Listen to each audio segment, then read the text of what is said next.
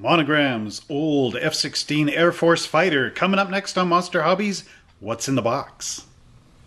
What's in the box? What's in the box? What's in this box? What's in the box?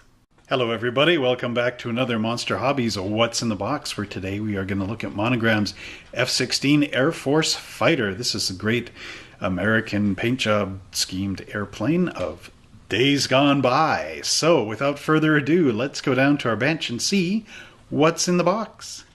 And welcome back to our bench, where we're going to look at the Monogram F-16 Air Force fighter. And according to the instruction sheet, this kit came out in 1976 and 1979. And it's in 1/48th scale, which makes it quite large. And as you can see, there's a bunch of things. And that's interesting, there's a barcode on this. And if this is from way back when, that means that the barcode machines are quite old. And of course, there's all our instructions in American, descriptions in American, Dutch, French, German, Italian, Spanish, and Swedish. So let's go and crack the lid open on this and see what's inside. Hey everybody, I hope you're enjoying this video, and if you'd like to see what models are available at Monster Hobbies, like this Soviet Su-27 flanker, then come on down and check us out at www.monster-hobbies.ca in our aircraft section. Now let's begin by looking at our instructions here, and they have some paint callouts down at the bottom, which are quite nice. You can always use this for your testers paints and whatnot to get all the right colors. It gives you a little bit of the history behind this thing, and then of course we get to open it up and see how to get started on this great kit. You need to paint in the red, white, and blue color schemes. So here we have our landing gear going in, and then the landing gear for the nose, and the back of that thruster piece, and all the components going together.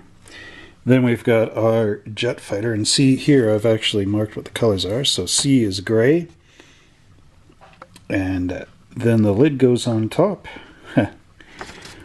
And then there's the bombs and whatever that go underneath, as well as your jet, and the nose cone, and the cockpit canopies.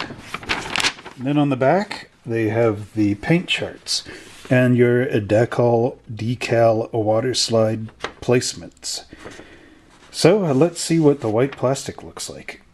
And here we have the first part of the sprue. And as you can see, this has the missiles, and mine broke, but I can pin it and glue it back together later on when I go to actually build this thing. And here you can see the detail on the wing panels is pretty soft, but in here it's a little more complex.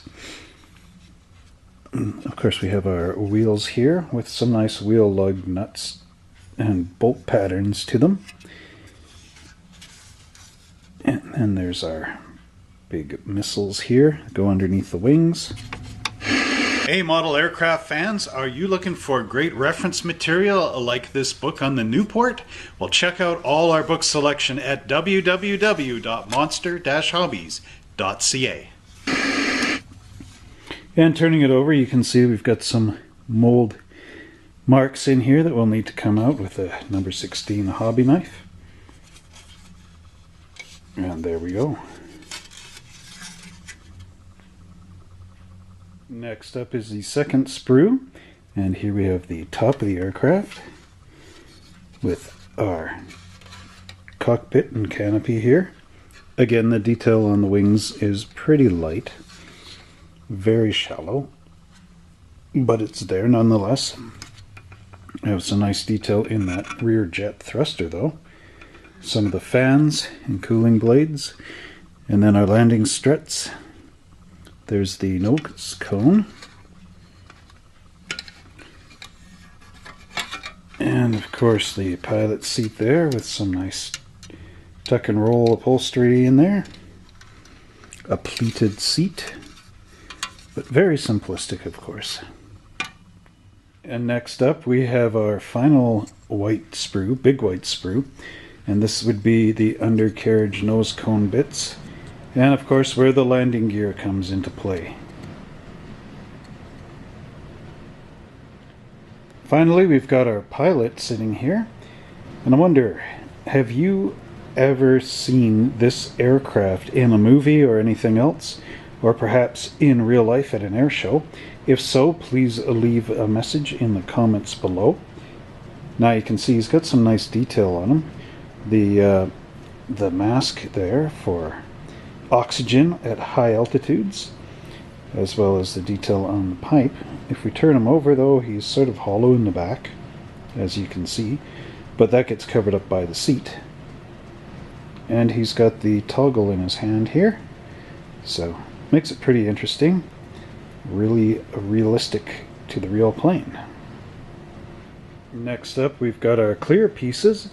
This is the canopy top rear, and I've got the front here. It broke off the parts tree sometime back in the 80s. I don't know. But anyway, it did break off the parts tree. There's one more glass piece here. And this is held up pretty well, considering it's been in the box, unwrapped, unprotected. But I know some of these sometimes get little scratches. If you've had to deal with these in the past, what type of wax do you prefer to use to get the scratches out? Leave a message in the comments and let us know. Finally, we've got these great US Air Force decals, or water slide transfers, depending on which corner of the world you're at. Anyway, you can see some nice detail on here, considering these decals are from 1978 or 79, 76 to 79.